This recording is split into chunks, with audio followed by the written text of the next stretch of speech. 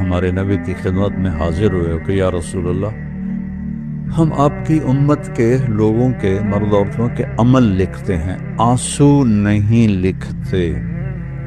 سبحان اللہ۔ آپ نے فرمایا کیوں؟ آنسو بھی تو ایک عمل ہے۔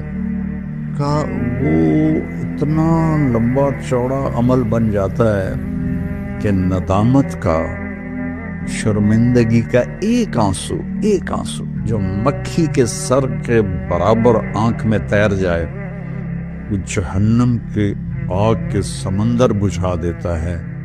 تو جو رو رہی ہے یا رو رہا ہے، اس کو ہم فرشتے نہیں جمع کر سکتے۔ اس کے لیے میرے اللہ کا الگ پیمانہ ہے جو میرا رب خود اس کو کیلکولیٹ کر کے قیامت دن کہے گا، میرا بندہ، میری بندی، یہ تیرے ندامت کے آنسو، یہ تیرے دکھ کے آنسو، حتیٰ کہ خوشی کے آنسوں پر بھی اللہ خوش ہو کے اجر دیتا ہے۔